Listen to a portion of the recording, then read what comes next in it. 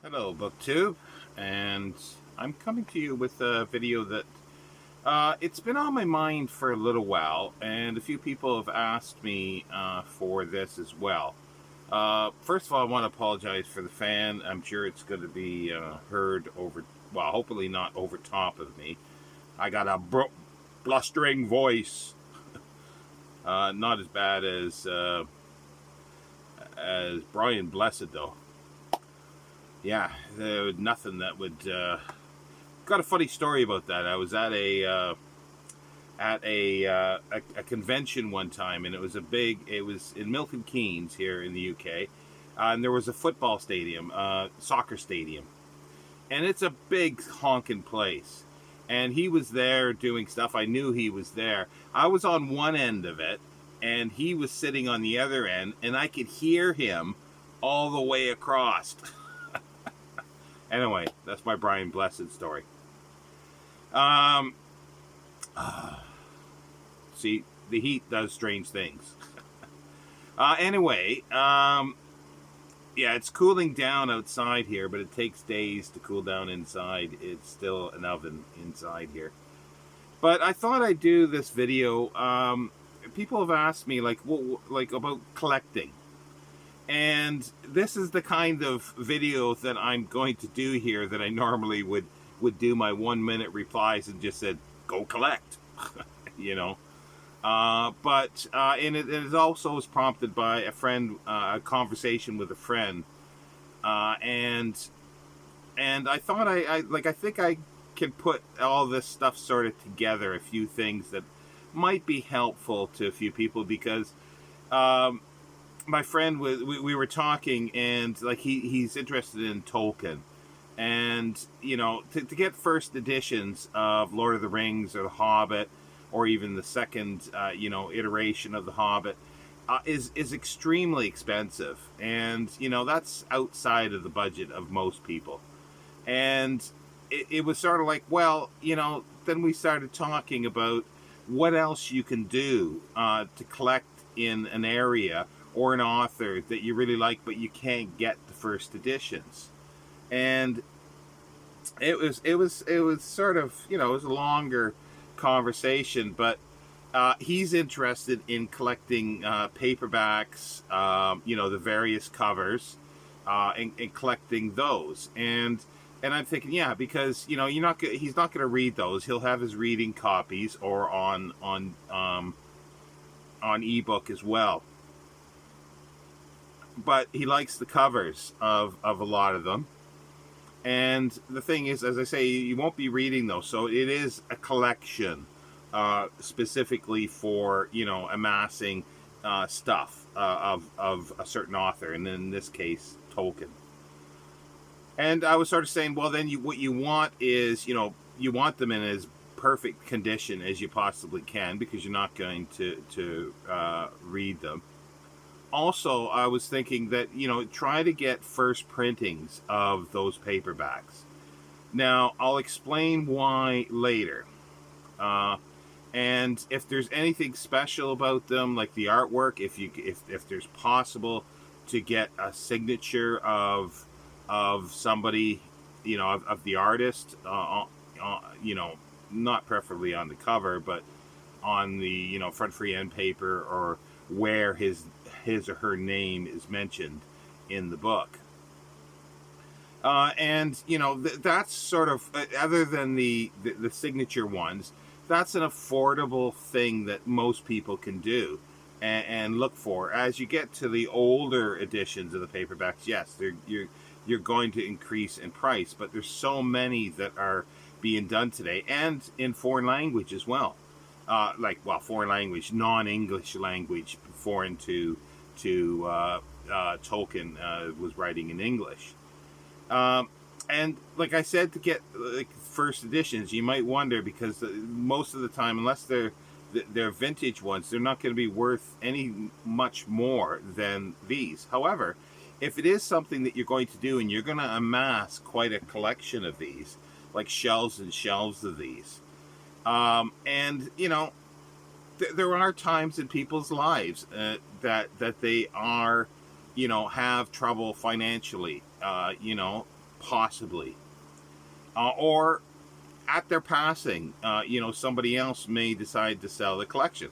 If you've got all first editions, every single one in perfect condition, that makes a difference to selling, because otherwise they're just individual books, and they're pennies.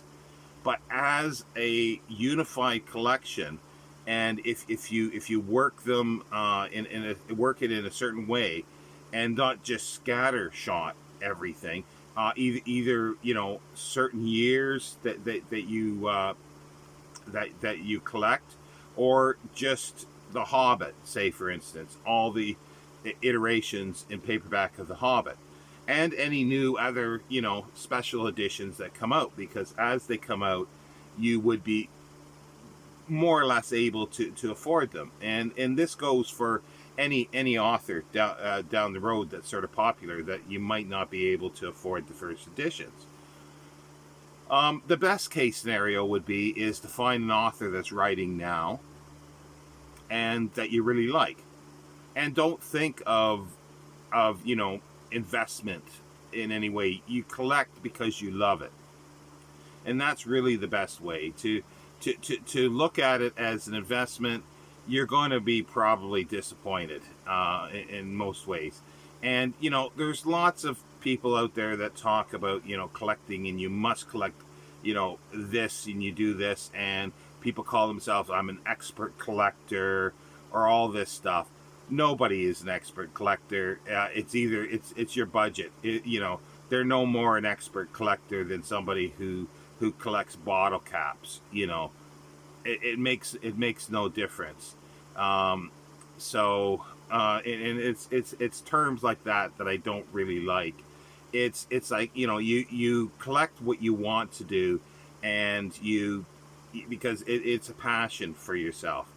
And it is great when you do collect stuff, that you find stuff that are pennies, nobody else is looking at this stuff, and you are, and then maybe 20, 30 years down the road, if you're still doing this, that all of a sudden people are starting to look at this material that you've accumulated over all these years. And again, that can, arise in dollar signs or pound signs. It all depends on how the market goes, because you could very well spend a lot of money on a first edition, like a hyper modern First Now, and in 20 years nobody wants it. And that is happening. We've been seeing this with titles over the last 30, 40 years and more, but 30, 40 years that I can remember and experience. And then I'm sort of looking at other things, like there's ephemera, and these are things that are related to sort of books, but they could be flyers. Excuse me, fly or hair or something. For instance, a new edition of a book comes out in the bookstore. They'll have flyers and posters, and a lot of times those just get at the end of this just get trashed. And people have, and I've known them to, they either know somebody that works at that bookshop, or just go in and say, what are you doing with this stuff? Or sometimes there's free flyers to take away. That's even better. Then you can take several and keep those in really nice condition, and that's really great. And getting back to Tolkien in the Lord of the Rings, there's the ephemera around the films. You got magazines. You got magazines to cover. You got stamps. You've got coins. You've got postcards. You've got special journals, or little newspaper things that were written in New Zealand on these things. And a lot of this stuff is not that expensive at this point. So, but the thing is too, it's with something like Tolkien and Lord of the Rings, there's so much stuff that unless you have deep pockets, you won't be able to get everything. So the trick is to pick up stuff that you figure out what you want, and then you pursue that. But then don't pass up things that come your way that are cheap, that are other things. Like while we were talking and we were looking, and I was going, well, there's probably condoms that are that are branded um, Lord of the Rings or something. But there is some, but they're not branded. I think they're illicit ones. But it's like thou shalt not pass or something like that. There's all sorts of things like that, and that's another collection in a way, is unauthorized material for X. And there's all sorts of on one of Jason Harrigan's older channels. The video's gone now, but he did a sort of video like this. It was really good, and he proposed doing something like books that were written in prison by authors.